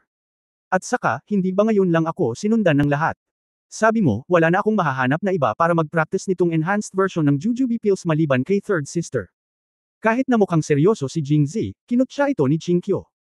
Ito ay isang normal na kasanayan lamang, ngunit ang ganitong uri ng bagay na kinasasangkutan ng mga lalaki at babae. Paano ito posible? Anyway, hindi ito matanggap ni Qingqiu. Matapos mag-isip sandali, tinaas niya ang kanyang kilay at sinabing, "Bakit hindi?" Pagkatapos ay tinulungan niya si Jingzi na mag-uri, "Hindi ba sinabi ng iyong master na kung gusto mong i-maximize ang bisa nitong pinahusay na bersyon ng Jujube Pills, bukod pa sa pagpili ng iba't ibang tao? Bukod sa pagsasanay, ang pinakamahalagang bagay ay ang antas ng taong ito ay katulad ng sa iyo. Well, ano kung gayon?" Pagkatapos, kinaikit ni Qingqiu ang kanyang mga mata at itinaas ang isang magandang ngiti, "Ang iyong pang-apat na kapatid na babae ay ang pinakamahusay. Angkop ito. Kung tutusin, tayong dalawa ay umabot na sa unang antas, ngunit pareho kayong nasa simula ng ika-6 na antas. Kung gagamitin mo ang pinahusay na bersyon ng pag-inom ng mga Jujube Pills upang magsanay, hindi ka lamang makapasok sa gitnang antas ng ika-6 na antas, kundi pati na rin sa tuktok ng ika-6 na antas." Laging nararamdaman ni Jingzi na sinadya ito ni Qingqiu. Ngunit wala siyang magandang solusyon para dito. Hindi niya mapipilit si Qingqiu na gawin ito, tama ba? Noong una ay gusto niyang hikayatin siyang muli, ngunit hinayla siya ni Qingqiu mula sa kama at itinulak siya palabas. Habang tinutulak siya, sinabi niya, "Okay, habang madaling araw pa, malamang na hindi nakatulog ang iyong ika-4 na kapatid pagkabalik niya. Hanapin mo siya dali. Mag-practice ka na." Pagkatapos sabihin iyon, kumandat si Qingqiu sa kanya, ganap na naiiba sa malamig na engkanto na babae noon, ngunit wala nang panahon si Jingzi na pahalagahan ito bago siya itulak palabas ni Qingqiu. "Bilasan mo at hanapin mo ang iyong pang-4 na kapatid. Hihintayin ko ang iyong magandang balita bukas ng umaga." Nakangiting sabi ni Qingqiu at saka isinara ang pinto. Nang marinig ang mga yabag ni Jingzi na nagmumula sa labas, at ang tunog ay unti-unting lumalayo, sa wakas ay nakahinga ng maluwag si Qingqiu, at pagkatapos ay ang kanyang buong katawan ay tila naubos ng lahat ng lakas nito, at siya ay napasandal sa pintuan. To be honest, kanina lang talaga siya nagpanik. Nahirapan din siya ng husto sa pag-iisip, at nag-alinlangan ng mahabang panahon sa pagitan kung tutulungan ba siya o hindi, ngunit sa huli, hindi pa rin siya nakakawala sa buhol sa kanyang puso at itinulak si Jingzi palabas. "Hindi naman sa ayaw ko, hindi ko kaya." Napabuntong hininga si Qingqiu, medyo nag-iisa ang kanyang mga mata. Medyo nanlumo si Jingzi pagkalabas ng Qingdian Gate. Akala niya noon ay magiging ligtas ang gabing ito, ngunit hindi niya inaasahan na magiging masaya siya sa wala. Siya ay karapat-dapat na maging isang fairy sister, at ang lalim ng kanyang pagtatanggol ay nagparamdam sa kanya na walang magawa. Ngunit ang magagandang bagay ay tumatagal ng mahabang panahon, at kung patuloy kang magsusumikap sa hinaharap, magagawa mo ito palagi. Para naman kay Pi Yangxi, hindi siya tanga, kaya dumiretso siya sa mansyon ni Prince Jin pagkalabas niya sa Qingdian Gate. Pagka-uwi, nahiga si Jingzi sa kama at nagplano ng martial arts competition. Mas madaling harapin ito bukas, pagkatapos ng lahat, kasama niya ang sarili niyang babae, ngunit para kay Lin Qingshan, hindi garantisadong mananalo si Jingzi. Kahit na ito ay isang antas lamang sa likod, ito ay isang antas sa loob ng ika-6 na antas. Sa itaas ng ika-6 na antas, ang bawat antas ay napakahirap, at ang agwat sa bawat antas ay malaki. Kung lalaban tayo ng buong lakas, mahirap sabihin kung sino ang mananalo. Gayunpaman, ang makita ang hitsura ni Chinkyu ay tila hindi nakapagpaginhawa sa kanyang puso, at hindi ito magiging madaling manalo sa maikling panahon. Pagkatapos ang kanyang plano na magsanay ng martial arts sa pamamagitan ng pinahusay na bersyon ng pag-inom ng jujube pills ay maaari lamang itigil. Kailangan niyang mag-isip ng ilang backup na diskarte. Bigla siyang nagkaroon ng inspirasyon, nakaisip ako ng mga granada. Maaari nitong patayin ang Grandmaster, ngunit si Lin Qingshan ay nasa ika-6 na antas lamang at hindi magagamit ang kanyang panloob na kapangyarihan upang bumuo ng isang defensive barrier. Sa karamihan, 2 granada ang makapagpapaalas sa kanya. Gayunpaman, ang arena ng kompetisyon ay isang pampublikong lugar, at napapalibutan ng mga manunood. Hindi banggitin ang lakas ng shockwave ng pagsabog, ang mga iron filings na lumilipad kapag sumabog ang granada ay maaaring aksidenteng makapinsala sa mga tao sa paligid. By then, the martial arts leader before he got it, he became a public enemy, which was really not cost-effective. Pagkatapos mag-isip tungkol dito, sa wakas ay nakaisip siya ng ilang mga ideya. Matapos ang mahimbing na tulog, tinawagan niya si Hanhan ng maaga kinaumagahan at sinabihan siyang maghintay hanggang pumunta silang lahat sa competition ground para gumawa pa ng ilang granada na kalahati ng laki ng mga nakaraang granada, ngunit sa pagkakataong ito ay huwag nang lagyan ng bakal ang mga ito. Dinurog. Matapos ang pag-aayos, sumakay sina Jingzi at Sumoya ng kotse papunta sa lugar ng kompetisyon. Ang ikatlong araw ng martial arts tournament sa wakas ay umabot sa kasukdulan. Ngayon, ang lugar ng kompetisyon ay napapaligiran ng mga tao mula sa lahat ng antas ng pamumuhay at mga ordinaryong tao na pumupunta upang panuorin ang kaguluhan, at ang mga tao ay puno. Si Jingzi at ang iba ay tuluyang nagsisiksikan sa lugar. Habang nakatingin sa siksikan ng mga tao sa paligid nila, bahagyang tumango si Jingzi, sa patuto ng napakaraming tao, ito ang lugar kung saan ako magiging sikat. Nang dumating si Jingzi at ang iba pa, maraming tao ang tumingin, kabilang si Chinkyu. Nang makita ang mapagmataas at malayang pagpapahayag ni Jingzi, biglang nakaramdam si Chinkyu ng tibok sa kanyang puso at nataranta. Hindi kaya. Pumunta talaga siya kagabi. Siya at ang fourth sister, nag-practice ba talaga ng kung fu? Sa pag-iisip nito, nakaramdam ng hindi maipaliwanag na takot si Chinkyu. Bagamat pinilit niya itong lumabas kagabi at hiniling na hanapin si Peiyangsi, naramdaman niyang mas malamig ang personalidad ni Peiyangsi kaysa sa kanya, at napaka-prinsipyo nito. Hindi niya ito matanggap ngayon. Paano ito magagawa ni Peiyangsi kapag nagsasanay siya ng martial arts? Gayunpaman, tila napagkamalan niya ang ibang mga tao. Medyo inis si Chinkyu. Sa katunayan, hindi nakakagulat na nagkamali siya. Ang pangunahing dahilan ay ang mga kasanayang ginagawa ni Jingzi ay nagpapahirap na sabihin kung ano ang kanyang antas. Kagabi nakasimangot siya, pero kaninang umaga bigla siyang tumatawa at nagbibiro. Akalain ng sinuman na nakamit niya ang isang pambihirang tagumpay, tama ba? Habang iniisip ito ni Chinkyu, lalo siyang nagagalit, at naninikip ang kanyang dibdib, na nagpapahirap sa kanya na huminga. Ibinigay ko ba ang aking pinakamamahal na tao sa iba? Sa huli, lahat ng iba ay naging babae niya. Kung alam ko ito, bakit ko siya tinulak palayo kahapon? Nagsasanay. Kaya ko rin. Sa oras na ito, si Chinkyu ay nabalisa at malungkot, na may halo-halong damdamin sa kanyang puso. Hindi, kailangan kong magtanong. Huminga ng malalim si Chinkyu, pakiramdam na kung hindi niya itatanong ang totoo, baka hindi na siya makarecover ng isang buong araw. Matapos tingnan si Jingzi, nagpasya siyang tanungin si Peiyangsi. Chapter 579 na Chapter 603 Third Sister, nagsisinungaling ka. Paki-subscribe. Medyo komplikado din ang mood ni Peiyangsi. Siya ang pinakamahigpit na kapatid ni Jingzi mula pa noong bata pa siya, ngunit sa kabila ng kanyang kalupitan, umaasa siyang maaaring maging mas mabuti si Jingzi. Kung tutusin, ang pagmamahal sa kanyang kapatid sa kanyang puso ay hindi bababa sa pagmamahal ng iba. Kaya lang, iba ang paraan ng pagpapahayag. Nang makita niyang muli si Jingzi, ang kanyang damdamin ay kasing ganda ng dati. Kahit na may nataman siya, may mga anino sa kanya mula sa maraming taon na ang nakakaraan. Inakala niya noong una na ito ay mabuti, ngunit pagkatapos ng ilang pakikipag-ugnay, napagtanto niya na ang kanyang nakababatang kapatid ay ang parehong nakababatang kapatid, ngunit maraming beses, ang kanyang nakababatang kapatid ay hindi ganoong nakababatang kapatid. Nang walang tao, nag-isip siyang mabuti sa mahabang panahon, at sa wakas ay natanto ang dahilan, ang kanyang kapatid ay lumaki na. Noong bata pa sila, maaari nilang baliwalain ang kasarian, ngunit ngayon ay lalaki na siya. Minsan, may mga bagay na hindi bagay sa magkapatid na gawin. Sa pag-iisip nito, nakaramdam ng labis na takot si Peiyangsi. O isang araw, lalayo sa kanila ang nakababatang kapatid. Kung tutusin, kailangan niyang magkaroon ng sariling buhay, kaya paano niya makakasama ang kapatid niya araw-araw? Magiging depressed ang mood. Sa contradiction at masalimuot na psikolohiyang ito, itinapon ni Jingzi ang mga nakakatakot na pananaw kahapon. Anong uri ng pag-ibig sa pagitan ng mga lalaki at babae? Anong walang relasyon sa dugo? Ano ang gusto kong makasama ang kapatid ko habang buhay? Sa totoo lang, sa kabila ng pagkagulat, si Peiyangsi ay medyo lihim na masaya. Hanggang ngayon ay nasa puso pa rin niya ang mga iyon, ang sarap. Gayunpaman, ang pagbabagong ito ay masyadong mabilis. Kung magpapatuloy ito sa sinabi niya, hindi na siya magiging kapatid niya, ngunit magiging asawa niya. Kung iisipin ito, kahit ang isang cold-blooded na tao tulad ni Pei Yangxi ay agad na mapahiya. Namula at walang imek. Kaya pagkatapos umalis ni Jingze kagabi, si Pei Yangxi, na nasa estado ng pagkalito, ay umalis kaagad pagkatapos. Pagbalik sa Kunlun Mirror, nagkulong siya sa kanyang silid, tumilapon at tumalikod, hindi makatulog. Ang tanging naiisip niya ay ang mga mungkahi ni Jingze na, mabuhay kasama ang aking kapatid magpakailanman, at tulungan akong magsanay ng martial arts.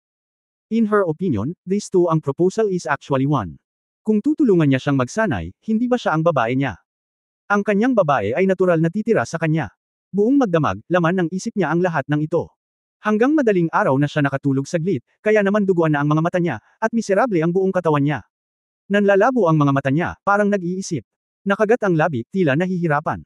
Duguan ang mata mo at hindi ka nakatulog sa gabi. Ngunit may pamumula sa mukha ni Pei Yangxi, na nahulog sa mga mata ni Chinkyo. Ito ay tila isang reaksyon pagkatapos ng pagsasanay.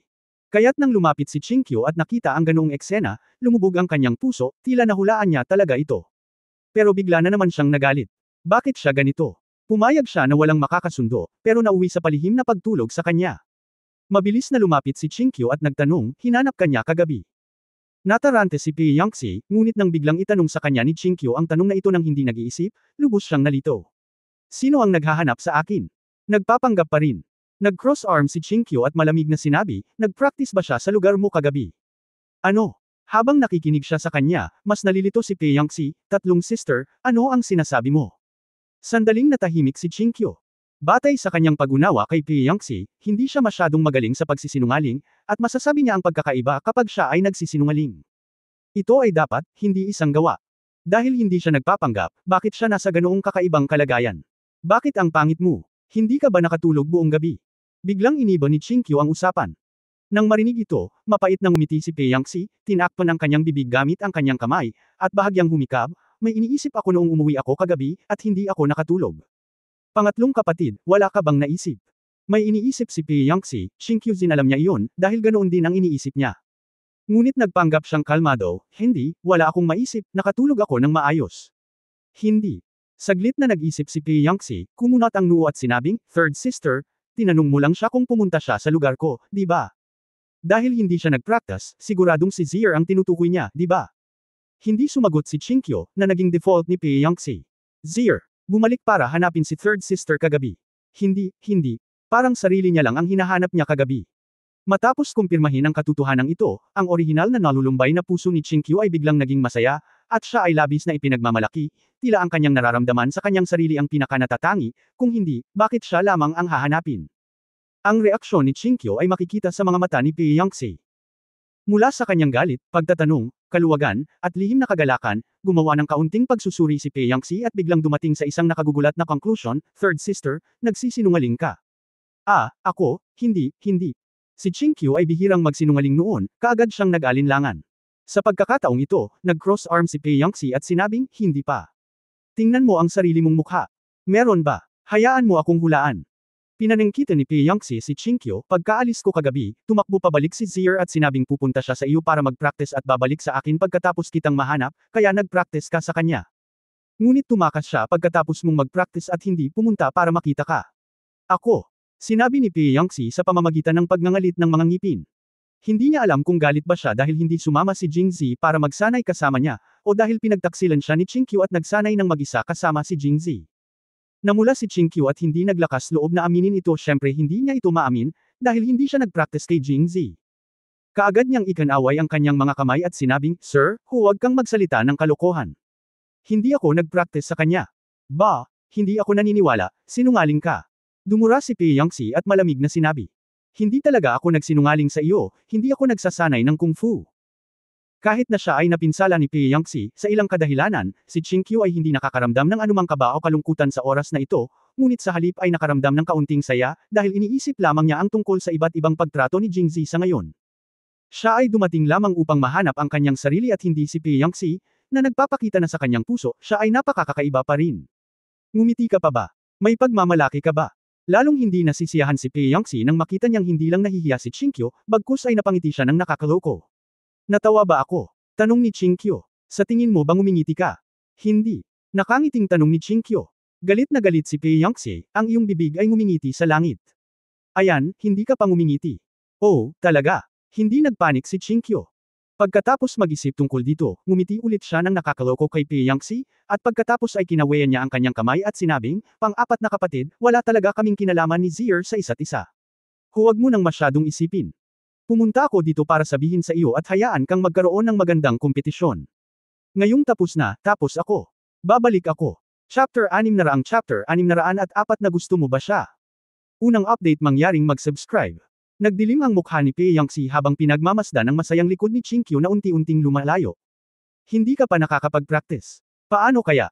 Matagal nang pinaniwalaan ni Pei Yangtze ang serye ng mga abnormal na pag-uugali ni Chinkyo na tiyak na may nangyayari sa kanilang dalawa. Parang lahat ay gumawa ng kasunduan, ngunit sinunod niya ito ng tapat, para lamang ipagkanulo. Galit na galit si Pei Yangtze. Palagi niyang minamahal si Jingzi sa kanyang puso, ngunit noong bata pa siya, lagi niya itong minamahal, ngunit ngayon ay mahal na niya ito, at ang pakiramdam ng pagmamahal na ito ay mahirap ipaliwanag. Matapos ma-brainwash ni Jingzi kagabi, nagbago ang kanyang kaisipan at naramdaman niya na ang pagsama sa kanyang kapatid ay hindi isang kataksilan. Walang relasyon sa dugo, at ang nakababatang kapatid na lalaki ay maaari ring maging biyenan. Kung lahat kayo ay ganito, bakit ako magpapareserba?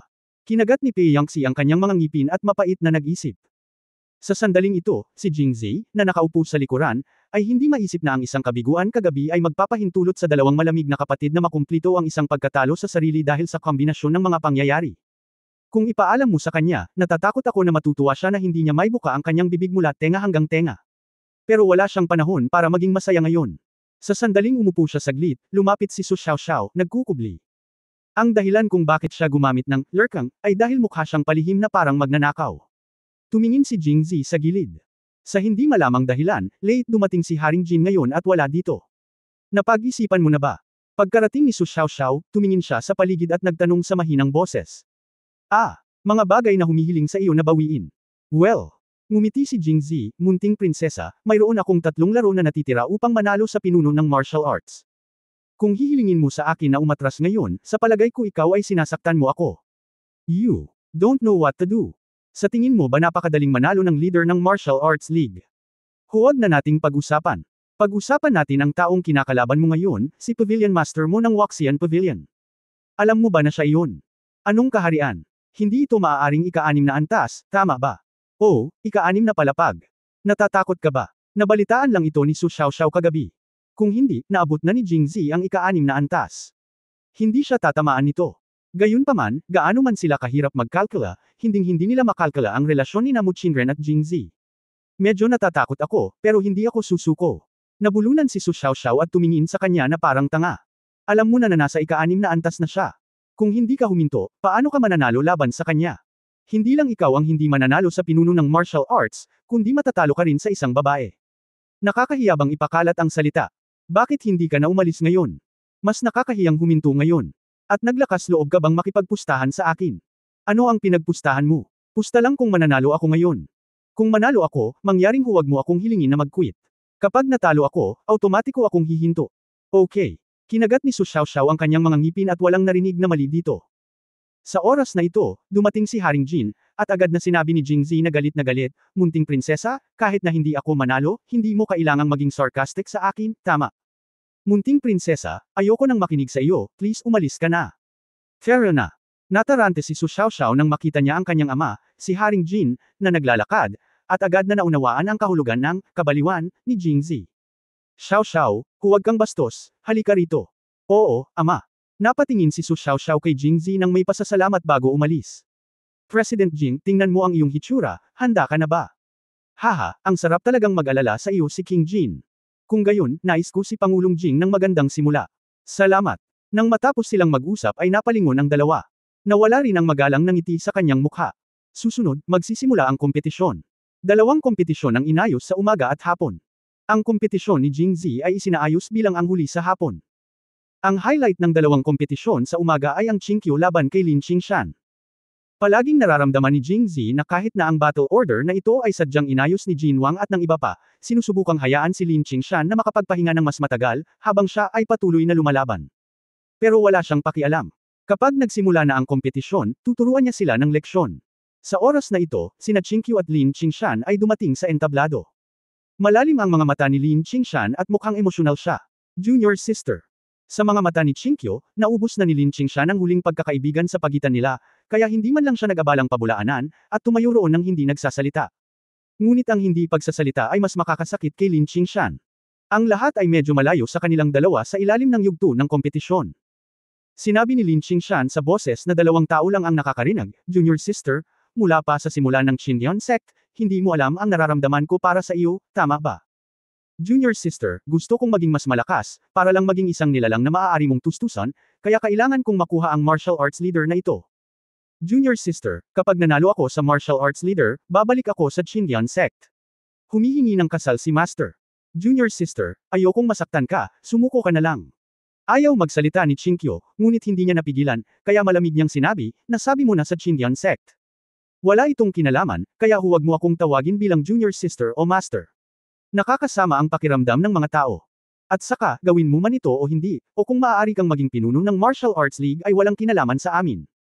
At ito ay martial arts na pinuno, hindi mo kami namumuno. Habang sinasabi niya ito, sumulyap si Qingqiu sa direksyon ni Jingzi sinasadya o hindi sinasadya, na nagpapakita ng kanyang lamang. Natural na nasalo ito ni Lin Qingshan, at agad na nagdilim ang kanyang mukha at labis na nagalit. Gusto mo ba siya? Wala itong kinalaman sa iyo. Napabuntong hininga si Lin Qingshan, naging madilim ang kanyang mukha, at sa wakas ay nagngangalit siya at binago pa ang kanyang titulo, Qingqiu, ikaw ang pinuno ng sekta. Hindi ka ba nahihiya na nakikipag-ugnay ka sa isang opisyal ng korte? Nagpapanggap kang inosente sa ibabaw, ngunit sa huli, gusto mo pa rin ang balat na iyon. Ilang taon na kitang kilala, ngunit walang bagay na mahalaga sa iyo. Haha, sa wakas naiintindihan ko, Qingqiu, hindi ka magandang babae. Tumingin si Qingqiu kay Lin Qingshan, hindi galit, ngunit nalungkot. Ito ba ang senior na kapatid niya dati?